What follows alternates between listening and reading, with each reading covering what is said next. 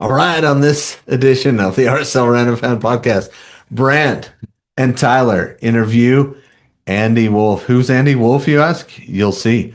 He's a really smart RSL fan, some random fan. Yeah, he's a random RSL fan who did a great job sharing his thoughts on the team and all the things we can expect next season, right? So many good stuffs.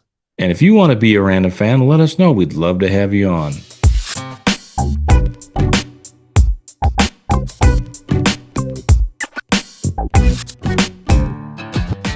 All right, let's get started. Another episode, hopefully with sound.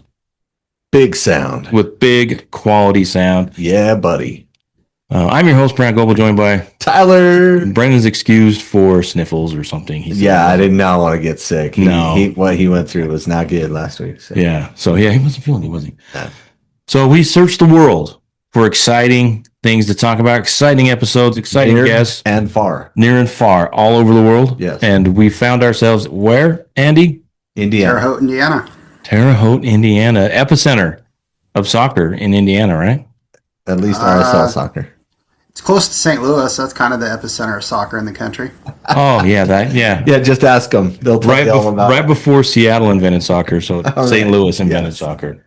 So Andy is an RSL fan, and I met him one time at a Colorado game last year. You and Andy and his brother, right? That's right. So we like to find out about RSL soccer fans and also how they became fans. So the first question, random fans, right? I mean, how did you become a soccer fan? And are you a soccer fan? We don't want to assume anything. I mean, you're on the podcast, so you better. If we want to make this interesting. So, well, I'm a fan, kind of like Brandt, still trying to be a student of the game, but kind of got into it when my younger brother started playing soccer, and I grew up in Taylorsville, Kearns area, and so he started in rec soccer, quickly tore it up, and then joined a rec club with a bunch of kids not a rec club, competition club, the kids from West Valley, Kearns, Cypress, all that area. And, West Side. Yeah. All right. Yeah. So didn't want to throw any gang signs or anything. No, I got to practice. I'm all out of practice. Haven't used those for years. Yeah. So anyway, they were rather good for not having the paid coaches or anything like that. And so with that higher level of soccer than disorganized chaos or rec ball, kind of got following him. I'm a couple years older, and so by the time I finished high school, he was playing at a fairly high level. I think several of the kids could have played college ball, but didn't end up doing so. And then about that time, see, RSL started in 2005. So found out about that, but I was already away for college. And so I was like, oh, hey, that'll be kind of neat to follow. Is this MLS thing going to work out? Because a couple teams had just contracted. Yeah, and then Chivas and RSL come along. So I was away in college in Missouri trying to follow from afar, and so wasn't as involved. And then fortunately got a job after grad school, moved back in 2009. Is that right? Yeah. And wasn't really able to go to many games, but always tried to watch RSL play when I could. So nice. And what's your brother's name, just in case? My brother Tony. I don't know. He'll want the link to this when we're done. But nice. And what's your last name? I don't know if we caught that on the. Wolf. Oh, okay. Nice. What's your brother's last name? Wolf. Oh. Yeah, that's why he cheers for Tyler Wolf so much. Yeah. They're related. And he doesn't spell it the right way. Oh, okay. Awesome. So nice. Well, good. So how did you become? So you talk about. Tell us the evolution of your RSL fandom. Were you always rabid, or how did that develop? Probably just as it was harder to be a Jazz fan. I always tried to follow that, but without any other sports teams, it was a little easier to try and latch on. The games are easier to attend. It was nice to be outside and during some of the summer months and the games and stuff. So, and then I never had season tickets, but just tried to follow the more of the comings and goings of the players. I kind of got interested in doing that, and everyone says the roster rules of MLS are a little archaic, but I don't think they're too hard to follow. It's just they don't release a lot of information. That's probably what makes it harder than anything to follow. Right. So always posting on Big Soccer is like, okay, how much money are they spending, or how, what kind of cap room do we think they have, or tracking the trades and roster slots, and kind of enjoyed that a little more than some of the seasons that RSL has had. So, but then moved away from Utah in 2016. I actually just got a notification on my phone about that. So, not living close, it's been almost more fun to go to the road games. So there's so many new stadiums out this way that it's nice to see the new ones. Cincinnati, Nashville, Chicago wasn't a nice one, but their new one will be. Have you been to all those? Yeah, I try to go to a couple games every year. I was looking Nice. at the new schedule and had a few in mind, but always try and go to the Kansas City and St. Louis ones. Those are some of the closest. So What's that like? The only road game, and I'm almost embarrassed to admit, the only road game I've gone to for RSL was last year against the Rapids. My wife and I, for whatever reason, we are not big get out and go see stuff. We're happy to be home and spend some time together. But also, it's not like in England where you can just drive to the next town and there's another team there that you would play. You know what I mean? It's really frustrating because the longest away game pretty much anywhere in England is like 8 hours, 9 hours. And that's the closest here. That's the closest here. But yeah. what do you like about those other stadiums? What's it like to go to a Kansas City game? How do they treat RSL fans? Is that the rivalry kind of lowered the temperature there?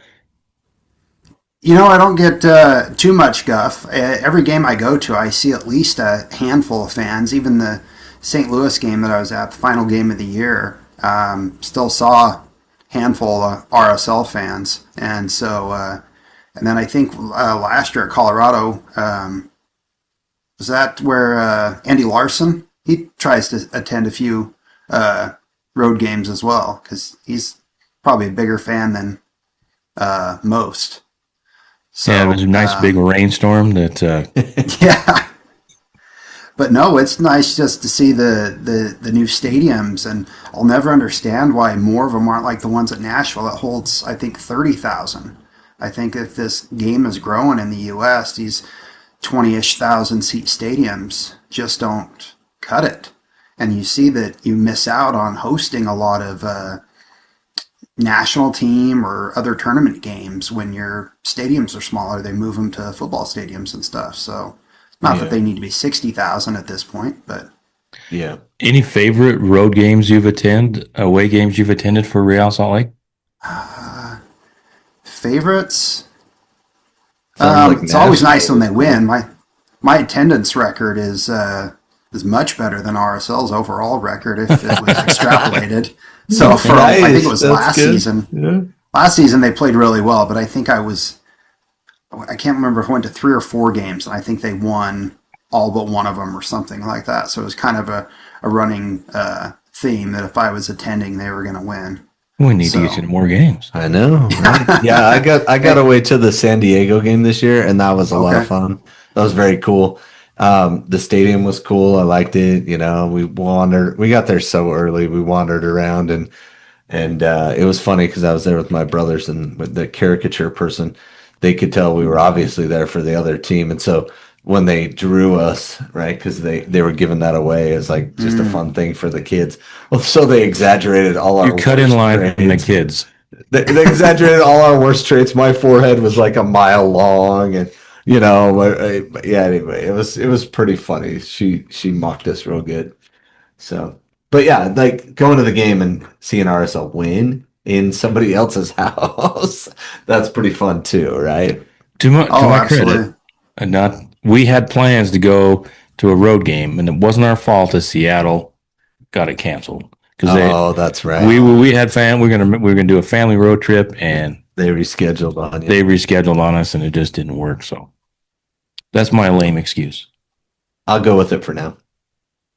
So what about the stadiums and experiences there? You've been to RSL home games, right? At some point in your career. Yeah.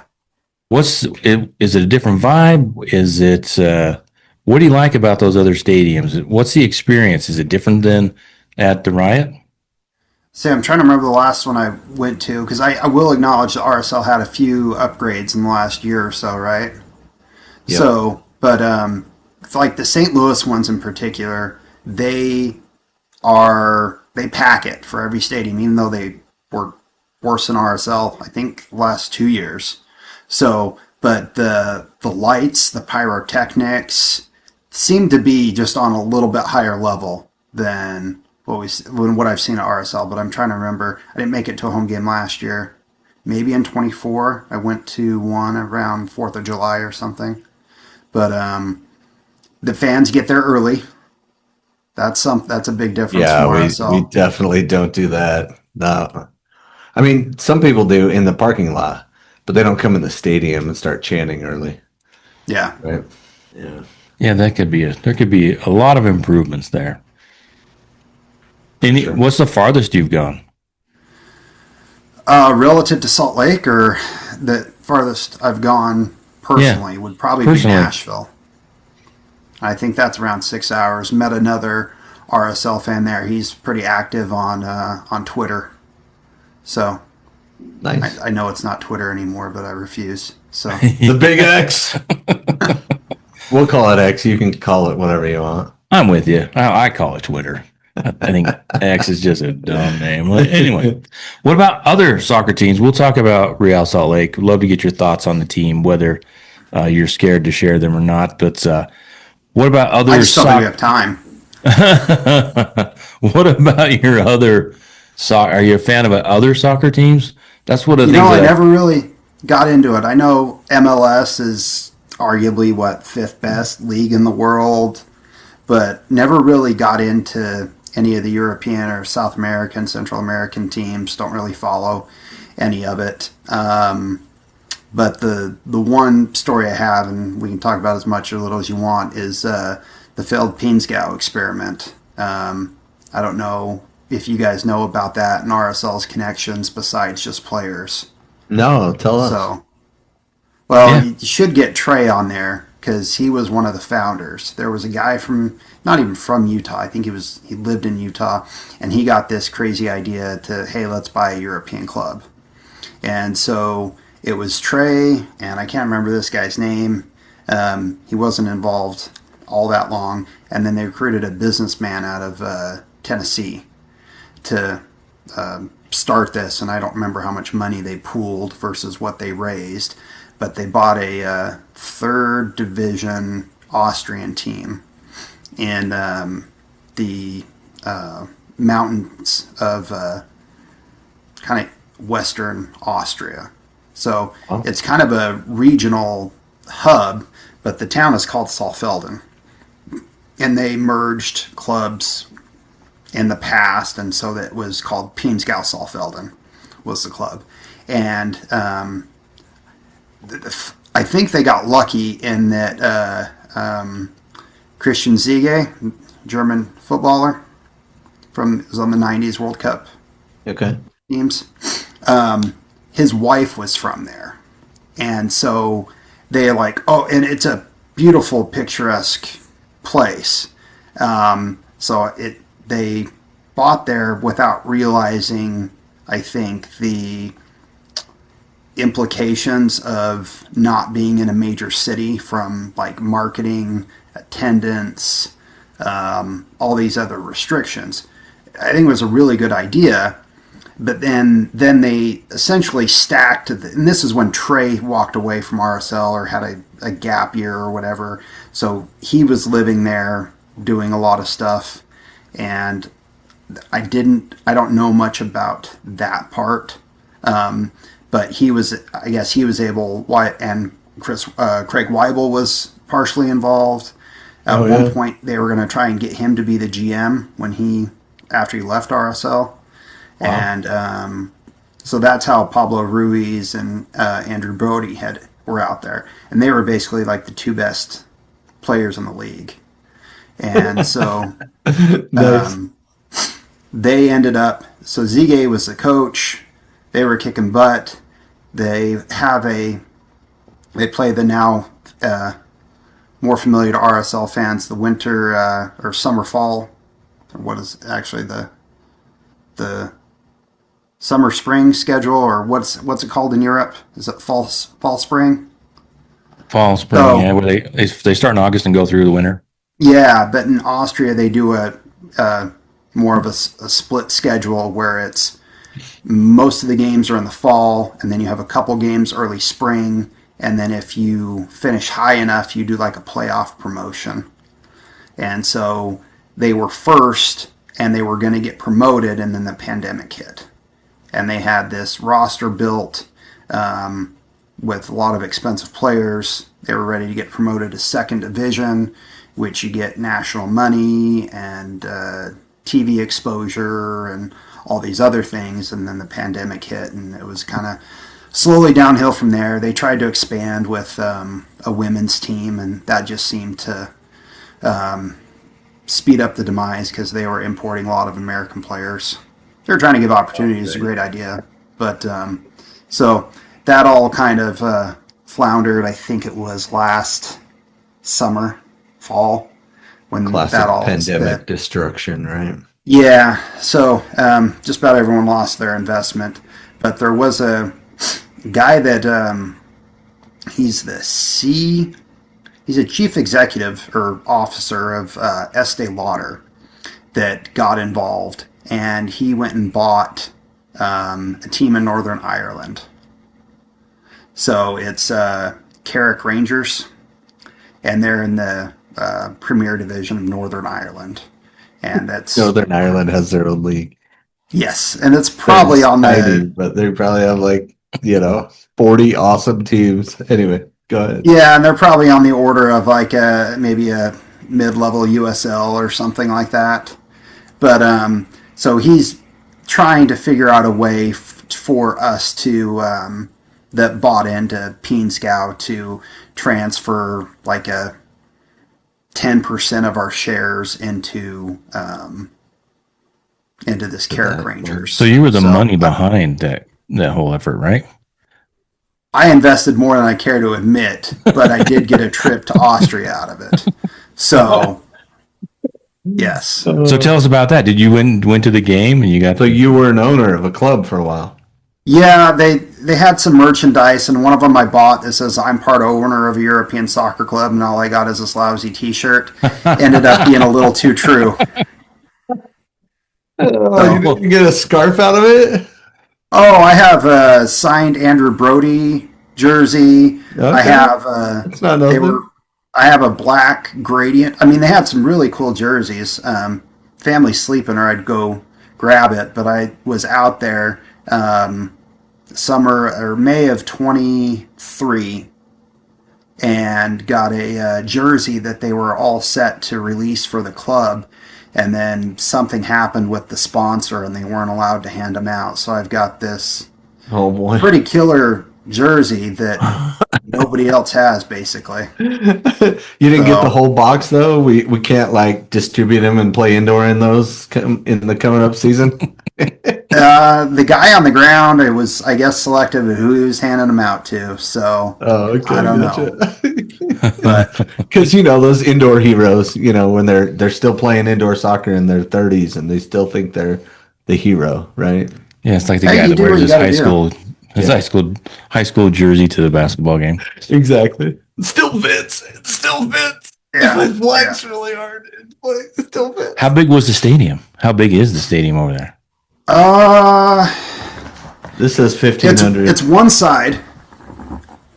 If you pull up the Pinsgau Salfelden Stadium, I'm trying to remember what it's I'm called. looking at the Wikipedia page. It Oh. says 1,500 capacity. That sounds about right. They did bring in some temporary stadium seats because when they were winning the league, they had full capacity and they needed to expand it. So, But then they bulldozed it after it fell apart or something. no, because it's community owned. Oh, okay. So there was some pretty cool stuff out there. They actually ended up getting a partnership with like the equivalent of the state for the first academy in the region. So they doing some awesome stuff. It's just you have to be willing to lose tens of thousands of euros a year over there in the third division and hope you don't fall any lower. Yep. So What was the game like? How many games did you get to see? Just one, or? I do think I was able to get two in. I was out there for a work conference, and then we did a longer trip where we ended up going down to Italy too.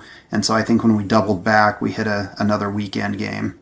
But no, it's fairly competitive. And that's the thing about, when promotion and relegation is out there, every game's a battle.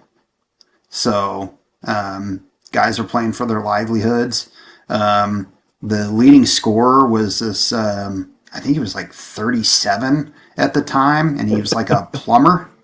And then they were like smoking after the game. But the guy was good. He could have played at a higher level, but he just wanted to do it for fun on the side. No, I played against guys like that, in indoor when I was young and in my 20s. And, I thought I was something special. And then I'd go up against a guy like that who would just juke me and score. And I was like, geez, why didn't you go pro, bro? Did you give any of the Arvidas a bonus? And then they'd be like, shut up. And then they'd leave and smoking on the way out. And I'm like, oh, that's probably why. Yeah. I don't know if you remember Arvidas Sabonis played Sabonis. Portland. Yeah. He was probably, if he'd have come earlier, he might have been one of the best players to ever play in the NBA. Yeah. But he would smoke in the locker room at halftime. Dang. So a little. His son's in the league still. So worked out for his next generation. Nice. Yeah. So anyway. FC Pinsgau, that's your favorite European club. You don't follow a Premier League team. You don't follow. Just Salzburg. I mean, they're in the region of Salzburg. That's the state of Salzburg. They are in the state of Salzburg, yeah. Thanks, Wikipedia. Well, you might see just trying to keep up. If you're on Google Maps, you go to the actual stadium, some of the pictures, I keep getting notifications from Google that I'm like this top reviewer. So I took some pictures and posted it. So Nice. We'll look for you and like it. Make sure we'll keep you up there. As top reviewer. Yep. Thumbs up for all that. They do get top European clubs to visit over the summer and do training before the season starts. So it's an amazing place to visit, but it is, I see the restrictions in these smaller towns in Europe and trying to make it work at the professional level. So it is a challenge, but it is the thing to do. Is for Americans to buy European soccer gloves. It's all the rage. Yeah. They probably just a little bit too soon, so they didn't do Welcome to Pinsgau. Right. Yes. Yeah. It would have been better scenery. Yeah, it would have been a great TV show. So no real Premier League team. It's just RSL and your former investment. Yeah, and even then, it's harder to follow when you really don't have any skin in the game anymore. So I have the app set up to where I get score notifications, but even then, they're mid-table. When I was following more closely, they were top 2, top 3. But last couple of years, FC Ponzi scheme. FC Ponzi scheme. Yeah, well, it has to be based out of Utah, though. Oh yeah. It's not an official pyramid until it's been registered in the a triangle with a flat bottom. It's not a pyramid. Yeah, in the MLM area of Utah. That's the yes. It works. Just get 3 of your friends to invest, and then 3 of their friends, and steal money from your grandma. You're good. Well, I mean, if she's not using it. Yeah. Yeah. So, great story. That's really fascinating. I know we were talking to Trey one time. He says he still has a bunch of stuff in Austria. I think I remember saying that. Yeah. We'll have to ask him for some to see some proof. Yeah, we want one of those kits he's talking about. Yeah, and then we could give one away on the bootleg. podcast. Yeah, That'd be bootleg. sweet. Yeah. Unofficial kit that never hit. Well, Could be ask awesome. ask Trey to hit up Dave Herman. Okay. We will. There we go. Dave Herman, make a note of that. Yep. So, what about? Let's get to RSL. Well, first of all, Yeah. What took you from there to back to RSL? I mean, I've always followed RSL, so being from Utah, so Yeah. just that was kind of latched on to that, and always try to follow it from afar, even though I can only attend maybe a couple games a year. So still enjoy watching, and always paid for season pass or league pass or whatever the name of it is, and guess we don't have to do that anymore. Yeah. no. Big announcement, right? Breaking news. Breaking news. breaking news, yeah. Da-da-da-da-da-da-da. We're not bundled up this week. No bundles. You break free. All you have to do is have Apple TV, which is its own cost, which we Yeah, joked I'm about. sure last that's week. going up. A little bit, probably. A little bit. Yeah. They could probably lower it and still make money. But so what about some easy questions? Favorite RSL memory, favorite RSL player? Oh, it's hard to pick a player because I feel like in the world of soccer, you're not going to necessarily latch on to one player. That's kind of what I like about it, is you can really follow the club. And it's not exactly a favorite RSL moment, although they stacked the team with RSL players. I was at the championship that the Monarchs won. So nice. got to go out on the field and hold the trophy and take my picture and all that stuff. So that was very cool. That was pretty unique. I didn't know I should have. I wasn't with the big traveling party though. Should have snuck over into that. That was quite the. And where was that at? So I went to the game where the game before, which was here. Yeah. I think it was Louisville, if I remember right. I think you're right. That was 2019, just a few months before it hit the fan. So I believe it was Louisville and made that little drive down. So Nice. And you got to hold the trophy, and did you have to take it away from Deloy? no, I had to wait my turn. I think he had left by the time I got my chance. So You made sure he was first and broke all the rules. absolutely. What are the rules? Well, the players are supposed to hoist the trophy, not the owner. Oh, he hoisted it. Yeah, he hoisted it. Really? That's Yeah, that was the straw. That was the straw that broke the camel's back right there. If you're gonna lift the USL, it was a USL Cup, right? USL trophy. Yeah. I'm the best owner in history. Yeah. Whatever. Yeah, I remember that Deloy. Good old Deloy. Good times. Good I times. love that guy. So no real player. What about? There's a lot of folks that have watched the club from the very start, and it's hard not to love the founding favorites of. Oh yeah, you gotta love the Mount Mondo. Rushmore guys. But yeah, so what What about? was your Mount Rushmore? Yeah, who Mount Rushmore? Good question. Who's on your RSL Mount Rushmore? Well, it's the fourth one's the hard one because everyone's gonna say Kyle, Javi, and Nick. It's the fourth one is the toss up. So, Well, who are the top three that you? There's got to be like two or three that you would put in there. So who's it's competing with Kyle, your Javi, number and 4? Nick are easy. The third, and he got a lot of grief, but I think hindsight, everyone would probably have to agree that the fourth should probably be Sabo. Yeah, Nice. Leading scorer in RSL history. I'm a huge Sabo fan. Is there anybody else, any other players that kind of are competing with Sabo for you that someone could make an argument and say, yeah, this guy maybe beat out Sabo? Because I think those are Burrito Martinez. Johnny Menendez.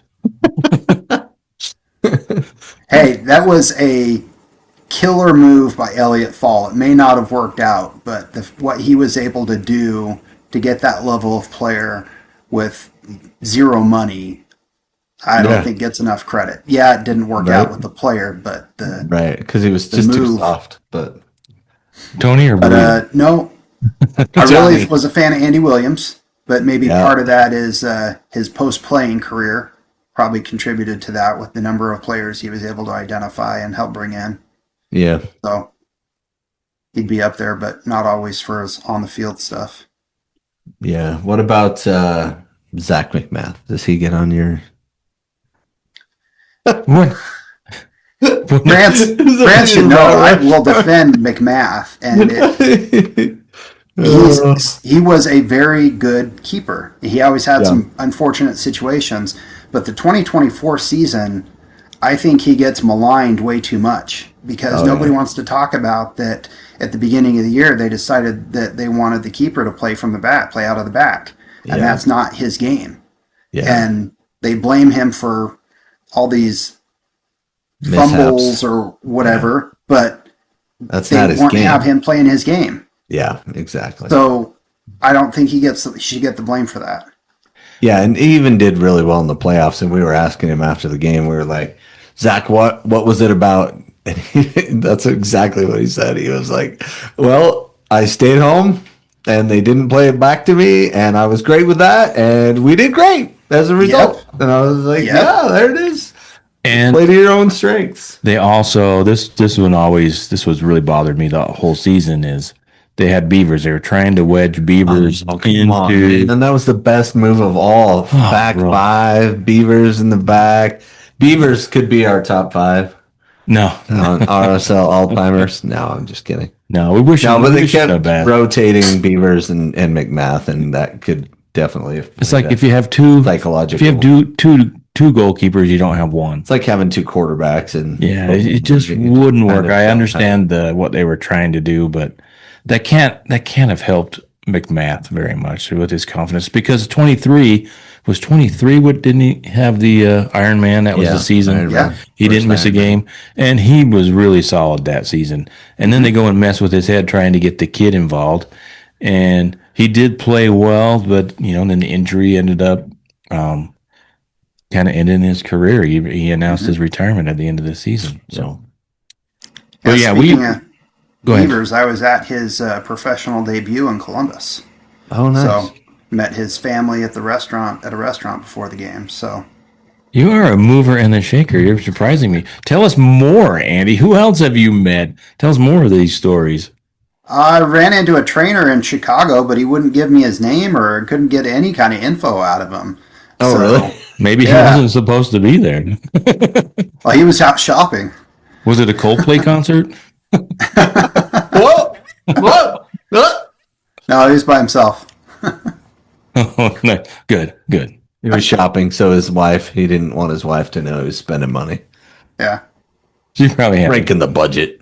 You probably had a notification like my wife, like, "Oh, what'd you buy?" So let's talk about this team. What are your thoughts on Real Salt Lake 2025, 2026, this iteration of the club? You got to have some thoughts, Andy. Some insights.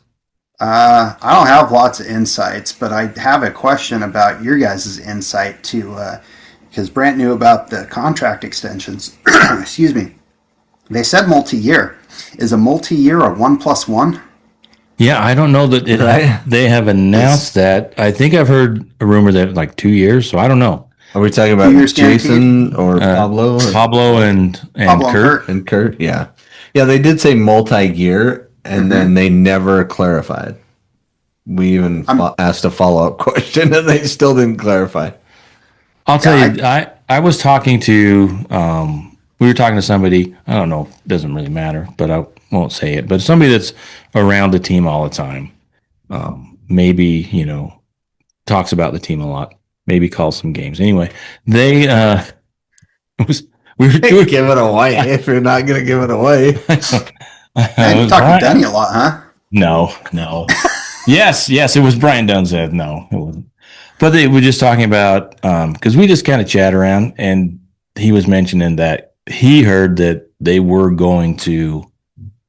So it's fourth hand or third hand? Second or third hand, but it's somebody that you trust.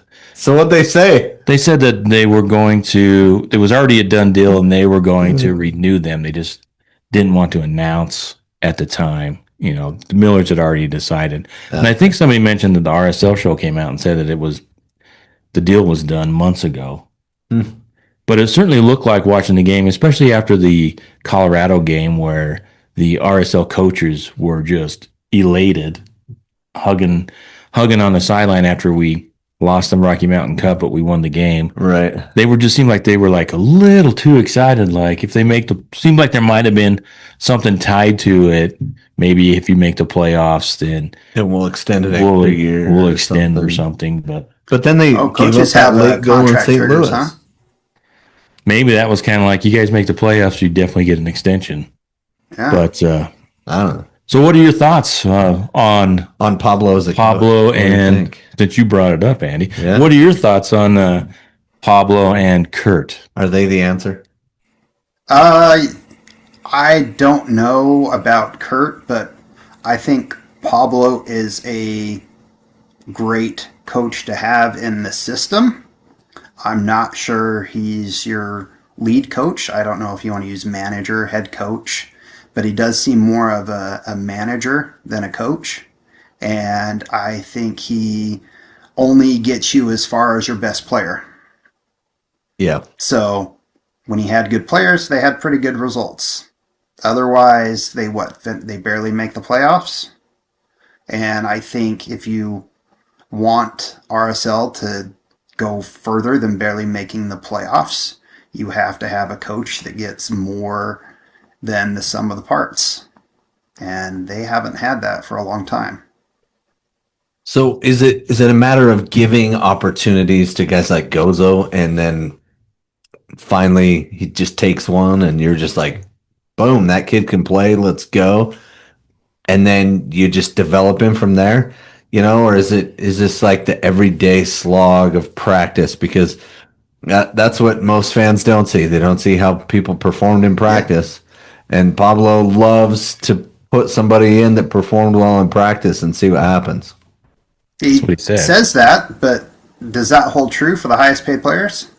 No, not in my mind. Not what I see. Yeah, well, I've talked about it way too much probably, but the hypocrisy of it, that really started to rub me wrong this season of the best highest paid player not getting punished, or nothing more was expected of him other than to go out there, run around, cash your check. That's kind of what. No, he was good. He was just only good for me. He was good in spurts. Like a third of the game, he was good. And I would say maybe even better than good. But, and that's what you want in your difference maker, is to step it up in those key moments. But, you can't disappear for 2/3 of the game. Yeah. And I don't think, just trying to stay on track with Pablo, not enough discussion about what happened last year. He said that he didn't know what happened with Chicho. He's allowed to stay captain. Like, there's just these things that happen that nobody really questions, at least publicly. And we question them. It's just they're not answering them. You know what I mean? We're asking the questions, and they're like, well, we're not going to talk about that. Don't mention this tonight, guys. Kind of a thing. And we're like, all right, well, don't want to piss them off. We won't get access to them next time. So, but it's hard to imagine how you can keep the locker room with stuff like that. So yeah, it was more than apparent that something was off the rails. Well, the team was off the rails after Chicho came back and leaving him the captain and all of that. The second half of last year was just painful to watch. Really, even though they ended up in third place. Yeah, it was so strange because we were so bad in the second half, and like you could see it, but they never addressed what it was, and I think that was a mistake in hindsight. But also, like, maybe legally they couldn't talk about certain parts of it. Could be. There should have been something though that came out that they said, here's the official company line, if you will. Well, he was the highest paid player, so we know they get special treatment. I mean, look what they did this year, right? We can talk about this year. They took the team captain and just said, you know what? You're not the team captain anymore. Well, I mean, they talked about wanting to maybe have Cabral be the captain, but they don't necessarily like that captain position being the keeper, which I think from a Keeper game captain. management perspective makes sense. Yeah. But I don't know how, unless the injury to Anelli was worse than we were being told, which wouldn't be the first time, that move didn't make a lot of sense either. Yeah, in his exit interview, he kind of opened up about that, and he was like, "I wasn't injured. I was ready to go. They just didn't play me. They just told me my spot was going to be on the bench for the next few." And I was like, "Oh, bro, that's rough." Mm-hmm. So, yeah. So before we leave the Pablo, we keep getting sidetracked. Yeah. That's what we're getting Well, at. captaincy, that's important too. Yeah. I think the captaincy goes to Pablo, like, because that's his boy. You know what I mean? So would you have re-signed Pablo if you're in charge? Probably not, but I'm trying not to get on too much of a tangent, but I don't know if you guys follow what Matt Doyle writes. So I try and pay attention to what the major commentators, writers are saying. Is one, what are you going to do necessarily on short notice? And if Luna leaves, Cruz's contract or loan isn't extended or bought, they will all of a sudden have a huge opportunity right after the World Cup to really remake the roster. Yep. And if Pablo's on a option year for next year, it's probably a lot easier to get rid of him mid season and go looking for coaches at that time as well. So it kind of makes sense. So interesting though, right? Like for years it was okay, go with experience. That's why Bruce Arena keeps getting jobs because he's been experienced, he's been around forever. He's won in the league. He hasn't wanted to move across the pond at all. He likes coaching American, right? Like he likes that. But he's really old. He's like 70 something at this point, right? Like at some point the young guard has to kind of step in. So you got Pat Noonan style, right? So they go young. So they're like they skip, 20 years of experienced coaches and then they start young again. And then they find out that they're inexperienced and that they didn't connect well in the other parts of the game and they didn't understand the full position. And I think that's what Cincinnati's going through right now with Pat Noonan. He's good, he's young, but man, he got outclassed coaching wise in that last game. He subbed at all the wrong times and put in all the wrong people at all the wrong times and it just, they lost 4-0 to Miami, which Miami's a juggernaut. I get that. That's a whole different thing. But looking around the league and taking Wilfred Nancy out of it, who would you pick to become the coach? I would try and go take advantage of what Vancouver's doing because their team is up for sale. They don't have ownership, but I don't know why he would leave. But I think that was Jesper Sorensen was a great example of what you can find out in other leagues. Now, does it always work out? No, because look at St. Louis's coach. He lasted, 3-4 months? Right. And he was brought in from Norway or Sweden. Somewhere. So their second coach? In 2 years, 3 years. Because their first coach, they had a really good St. Louis's first year they had a really good season. But remember, they played 1 year in the junior league, and then they played a year in the So I would do that as well. I've been saying that probably too much as well, but I would go and find a coach from somewhere else because I think the MLS pipeline for coaches, I think the game is getting away from them a little bit. I don't know. How ready is Javi? Boy, I don't know. And I would not be. I'll be honest. I don't think I'd be happy with Javi signing, or even a Kyle Beckerman, or a player like that. I just like signing as head coach or signing as coach. Coming back to the team would be great, sure, but I think there's an opportunity. Like I would go and find someone with more experience internationally and give that a shot because. Well, see, Mascherano is killing it in Miami, and he's Mascherano. He played with Messi. You know what I mean? Like he's only a couple of years older than Messi, right? Yeah, So but he's try to get some of that's his that. trump card.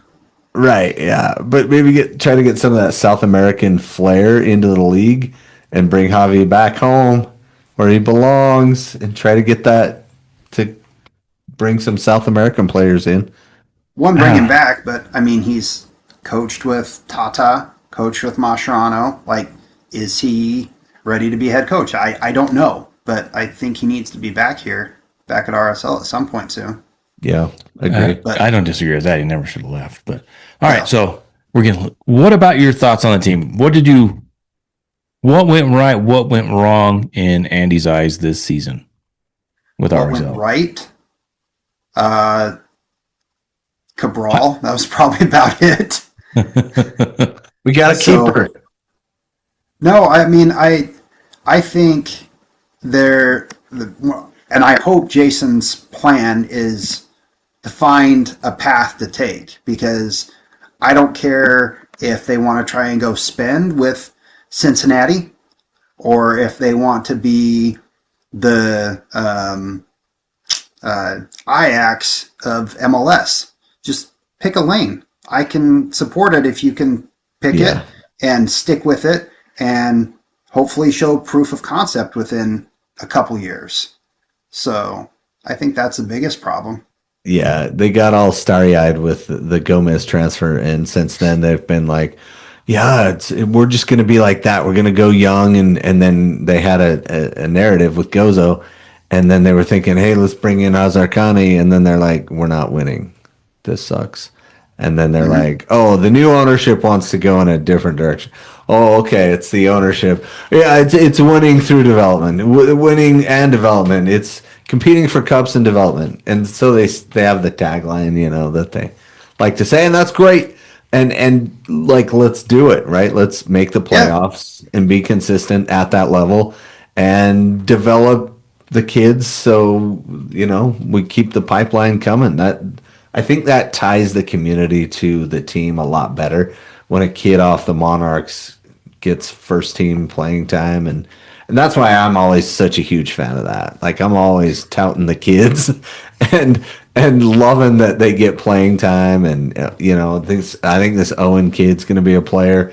Plus, I don't know if you watch the U16 level kids. They're coming up. They won their age cup too. So, a lot of talent in the pipeline coming in. So, And I don't want to get too technical with it, but I mean, if you talk about the way they want to build the team, you get to pick the 3DP model or the 2DP model. And I think the 2DP, and you go 4 U22s and you get the extra GAM, is a great way to build the roster. You have young kids, you give them a chance. You can even go poach kids from other teams, trade for them, and pay them more than the Peel kid. Like, that guy shouldn't be with RSL. He is that might your be a least player favorite in a player couple out there years. right now? Piol? What's that? Is Piol your least favorite player right now on the roster? He's got to be up there. I just don't understand paying money for kids that are borderline. I say kids, but Yeah, we know what you borderline mean. We're all kids kids that- too. Yeah. players, and they need development in Monarchs or somewhere else. They shouldn't be on the RSL roster. Like, if I ever had a bunch of questions for Kurt, it would be, one, why don't we have the Monarchs signing these kids to $500,000 to $1 million transfers, and they get to develop? Look what Charlotte did with their second string forward after they sold that kid to Europe. Yeah. That guy. So, but that kid that was tearing up MLS was bought by their second league team, and it was like $1 million or something like that. And your U22 should be making the max they're allowed to. So don't aim low and pay somebody $300,000 a year. They should be more like the Ojeda signing, where they're 22 at the time of signing. They get a 4-year deal, and you lock him in to basically the most you can pay them till they're about 26. So, and then you sell these players. You take go the ahead. GAM, and then you buy players within the league, or you sign key free agents to fill in the roles and the holes on your roster that maybe you just sold a kid and you don't have another one ready to take that spot. So I think it's a great way to go. You just have to commit and you got to be successful. And it sounds like they need to flesh out their talent development scouting department, but I think that model could work for RSL. But San Diego and Philly and a couple other clubs around the league are going to be trying to do that too. So Yeah. Yeah. And we even got the kid from Philly, Zambrano. And his brother's in the pipeline. Yeah. and Rocio was with Philly, I believe, too. Who? Diego Rocio. Yeah. Oh, okay. Rocio. Yep. They signed him to a Monarchs deal with like a guaranteed RSL deal next year, and that was a big deal, like in June or something, May, and not really discussed since then. So I haven't seen him mentioned, but I thought he had a RSL deal for next year. Yeah. Yep. Yep. Hopefully we can get all those guys signed and Brent and I will go to the stadium and interview them again. And they'll tell us their ambitions are to get first team playing time. And we'll tell them that that's great ambition, and we'll see them again at the next year. Yeah. I mean, that's what happened with Gozo, but he actually did it, and so did Hazarkani. But Yeah, those were really interesting to go, and the preseason interview media stuff. We had a great time with that, and there was Gozo. You could tell there was something with Gozo. Mm-hmm. Like his head is on so straight. He lives at home, takes out the garbage, hasn't got to him. And then there was a couple other players, one in particular, and just like who's been let go now. And it was just like, yeah, me and Tyler just like, I don't think he gets it. No. So it's interesting, but they're all kids. And I was wondering, what is the win percentage when it comes to the kids you assign? Even the best clubs, it can't be more than like 30%. I mean, the amount of kids that come through the academy and those that finally play for the first team, the numbers can't be incredibly high. No, but then you sell them on too, right? Sure. So other clubs are interested in some of your guys, and hopefully that adds up, kind of like you were saying, Andy. So what are your thoughts on the team this year? Come on. Team let it go. Well, I don't know how they're going to have. They don't have any roster room. Yeah, they have like maybe 3 senior roster spots, which is what you have to focus on. You can't worry about all these homegrown kids because they don't count towards the senior roster. They're on the supplemental, and those are easily loaned out, cut, whatever. They're usually not important contributing players. I mean, once in a while you get a Caliscan. I think Anelli was a supplemental roster his first year. So you get those guys for about a year, and when they break out, they're up on the senior roster. So they got to pay them. Yeah. Yeah. But so this offseason, they got to decide if they're going to bring back Junka or not. I still think he's a better center back than a left back, but it depends on how they're going to play. Which, they have an assistant coach position open. Is Pablo going to get a pick that assistant, or is it going to be picked for him like last time? So where do they go that route? Are they going to stick to this 4-2-3-1 with the hybrid left back and 2 attacking midfielders, or are they going to do something else? I don't know if Ruiz can stay healthy, but he's still one of my favorite players on the team right now. And I think he can be a weapon, but maybe he's too limited in what kind of systems he can play in. But I mean, he was basically MVP in what, 23 or 24? Well, probably team MVP. No, it's probably 22 because he was injured all of last year and the season before, right? He was injured late 23, I think, wasn't he? It all blends together. Because he played in the snow game against LAFC, and that's where he re-injured last season. So then, but yeah, he was out 2 full seasons. But I liked Ruiz too. I thought when he came in this season, it added something to the midfield, and RSL played well. It could have been the improvement, but it seemed like they played well, and then. But really, it was a pretty easy streak there. Yeah. Yeah, but without that streak, they don't come close to the playoffs. Play-in. Yeah, the play-in. Yeah, not the playoffs. Not the playoffs. The play-in that they lost. Anyway, so yeah, I think Pablo brings a certain level there, but Yeah. But Yeah, you gotta have guys like that. they have two DPs. They have four U22 players. They only have a couple senior roster spots, but I think they've got a bunch of GAM to work with. So we'll see what they try and do. But they need difference makers because of those six premium roster spots, only one of them was contributing. So, and even then, it was, I don't know if teams are keying on Luna or what, but he had a very sharp decline in the second half of the season, at least production wise. Yeah, we were kind of talking about that. Like it felt like he was trying to do too much at times, not connecting with his teammates as thoroughly as he was before. But also, too, I think, like Andy was saying, the teams kind of figured him out or figured out Real Salt Lake. And if they put a little pressure and kept two or three guys around Luna, he didn't have anybody to help him really.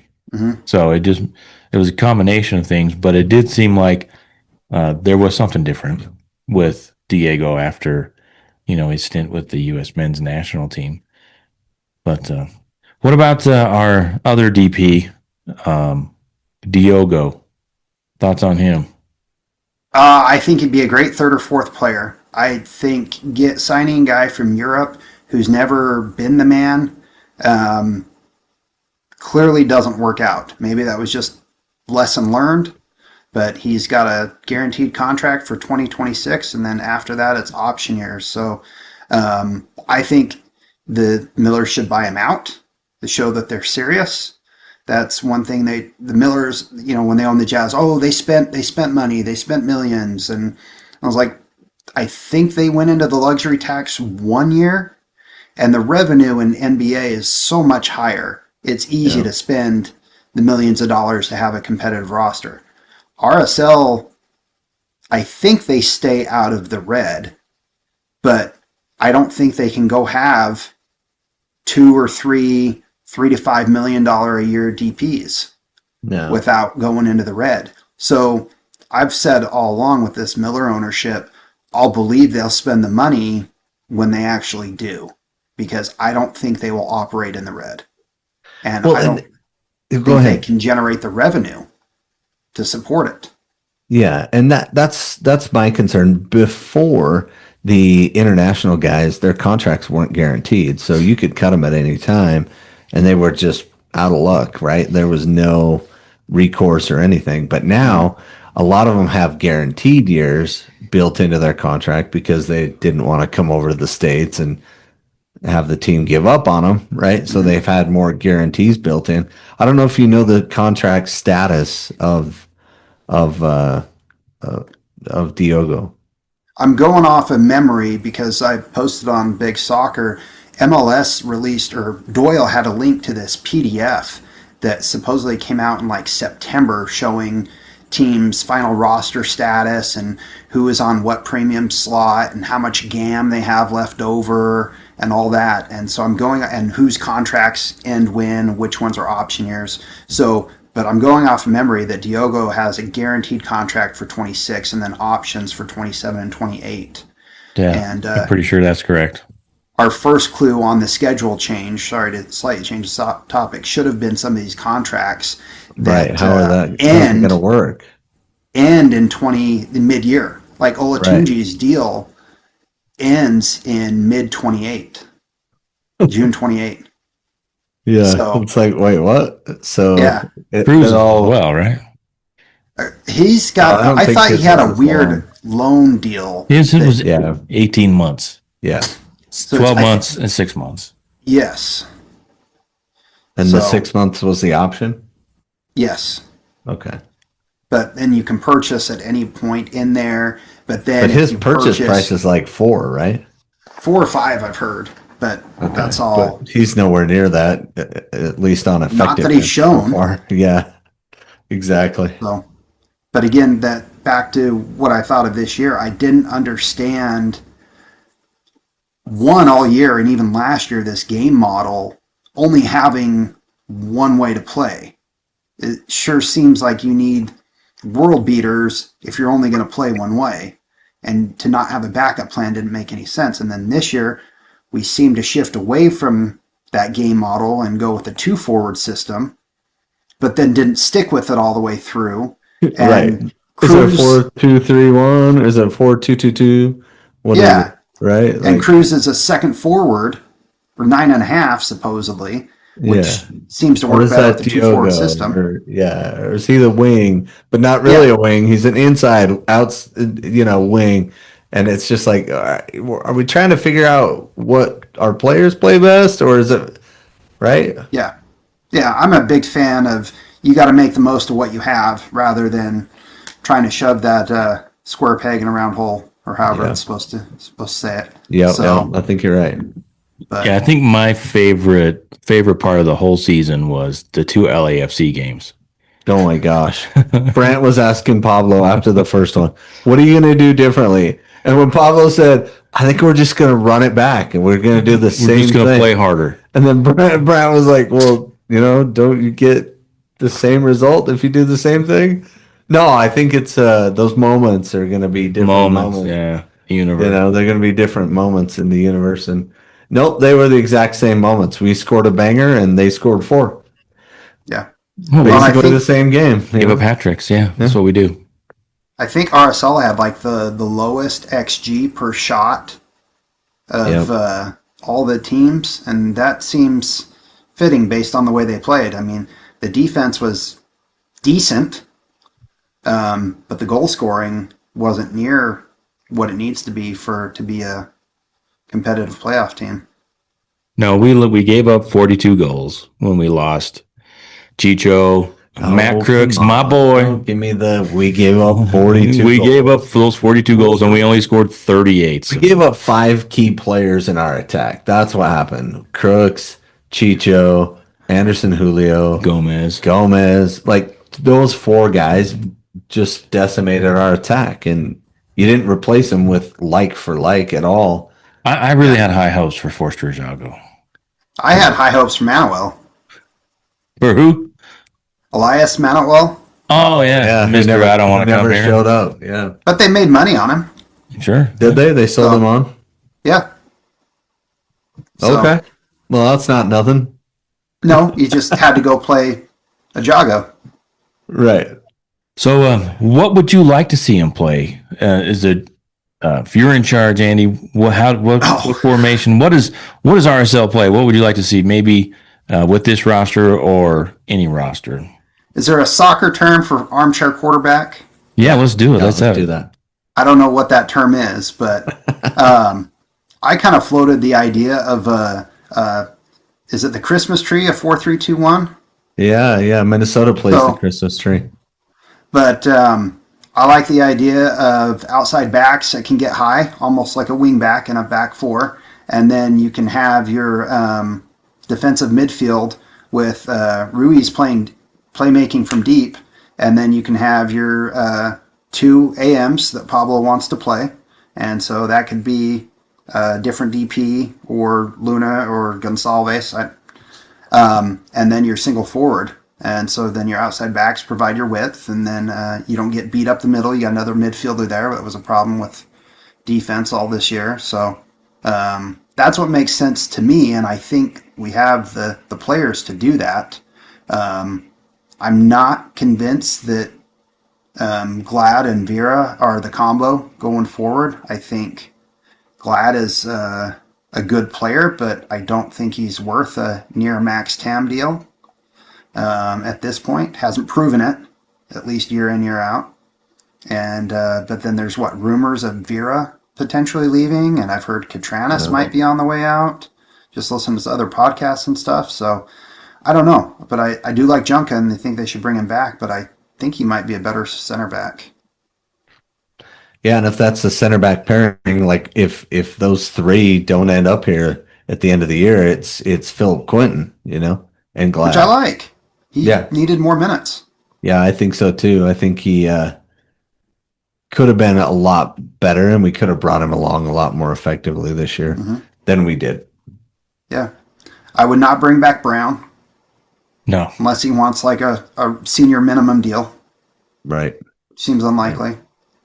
But, yeah, I thought there would have been more cuts this year, honestly. Fewer guys brought back, fewer exercise contracts, but I think they would have had to buy people out. no, I mean the guys that were at the end of their contract and they exercised them for next year. I Who did thought they we exercise that you didn't like? shoot, I don't have the list in front of me, but yeah, I don't.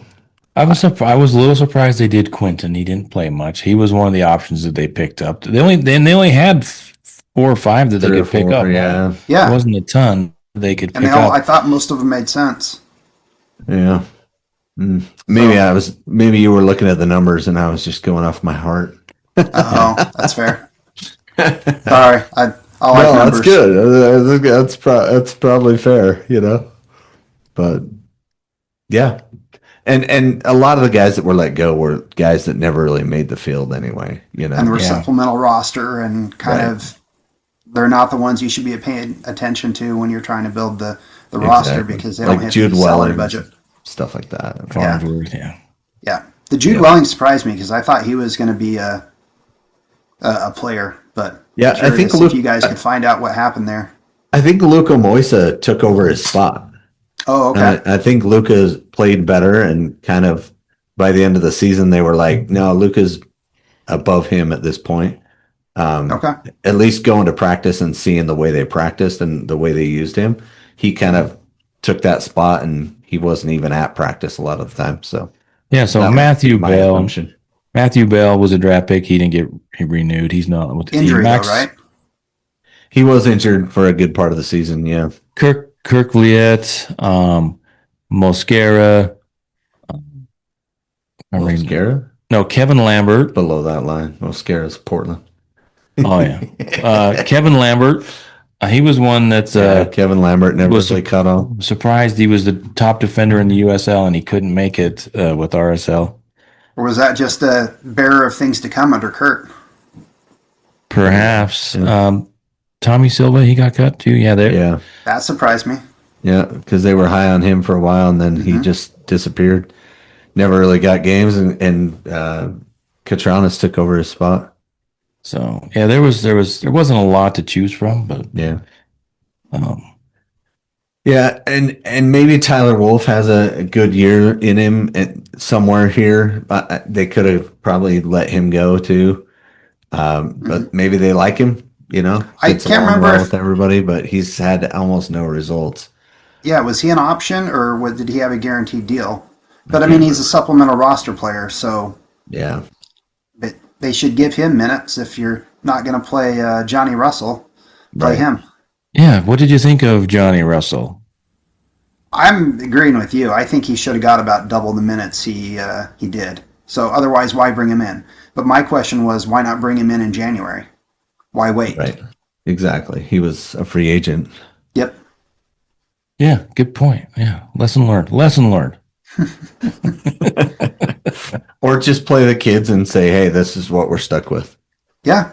And Pick a then, lane. yeah. Yeah. I like the decisive, not the, let's ship off a guy to Cincinnati. Didn't love that move for Mark Chuk. It had to have been part of the deal for Yedlin, right? I guess. Unofficially. Yeah. Probably. Wink, wink. Nod, nod. What? Yeah. So, what do you think of the Yedlin move? On the whole, I don't mind it if he's one of your few bets that you feel like you need to fill in the holes of the roster. But they don't really have a right back, so I don't necessarily mind it. But it also depends on what they're paying him too. Hopefully, it's not anywhere near $1 million a year, but because he's not the player he used to be. Yeah. Yeah. But I still think he's got something in him. And I think he wants to be here. And I think that he's got a name. So it could encourage other players to want to come here because, hey, DeAndre's here and DeAndre's killing it. Maybe. Maybe. And I think if they want these advanced outside backs, I think it'll work. So it's not the worst move. It's just, does it end up being an overpay or good value is kind of probably what decides it. So Well, we can't thank you enough. We're getting late. I know it's late where you're at. it is. We I don't got want work in to- the morning and then I got to travel. Oh, dang. Sorry. Well, thanks for staying on with us a little while. We, Yeah, we no, thanks, absolutely guys. appreciate it. We love talking to Real Salt Lake fans. So maybe we'll just let you. What are the things you love about being an RSL fan, and what are you excited about next season? What's going to make you excited for next season? We'll let you kind of finish off. I just enjoy being able to see the road games and check out the team now and then. It's hard to beat a live soccer match, but there's never a dull moment between the ownership changes and those kinds of things. Hopefully for a little stability there. too? But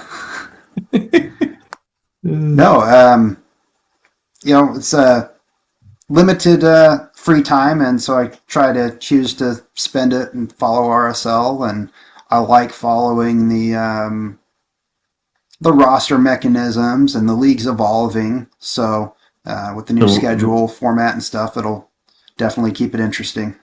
So there we go. You're our new correspondent for roster moves. What do you think? Oh. Yeah, You think yeah. you can take that title?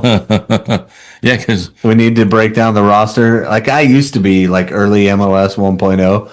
I was into the roster and the numbers and all that. And this guy can't be that roster spot. And they keep evolving it over the years. So I kind of just let that go. But you could be our new correspondent for that. What do you think, Andy? Hey, I'll Unpaid send Brandon a internship. text message or something. yeah, please do. We'll And start there. How about that? What about your thoughts on the new schedule, the MLS schedule, new MLS schedule going to the international? It's easier for me to say it's okay because I'm not buying tickets out in Utah when it's in November and December and February. But I think on the whole, it'll be a positive for the league. I'm not sure it's going to be a positive for RSL with the schedule. They're going to miss out on a lot of home games in the summer. Yeah. But I think it's a great opportunity for RSL to go to the league and say, hey, pack our July and August schedule with home games. We get the fans. We got great weather. Let's go that route. The playoffs, they had to do it for the playoffs. I mean, you look at the format every year. You got to have good fields, good weather, uninterrupted without the international breaks. So your cup is in December every year, and right? Versus That May. makes for a crappy Kansas City, Minnesota, Salt Oh. Lake, Denver. All those Yeah. cities are toast in that time. So I hope the league helps out these northern climates with heated fields, or they got to do something for the fans. I think they're going to lose attendance. I don't know if the games were going to be any better viewed in that October, November, December, February timeframe. But for the playoffs, I think it's worth it. I think for transfers, it's going to be worth it. It's just, I think RSL might be marginalized when it comes to attracting talent from overseas. You know, Miami, Texas, California, all those teams are going to have more of an advantage than they already do with this schedule format. So, even more imperative for RSL to pick a lane with how they want to build the club and go forward. Good point. Awesome. Well, thank you very much, Andy, for joining us and being a random fan. We really appreciate it. All right. Thanks, guys. Talk Thanks, to you Andy. soon. See ya.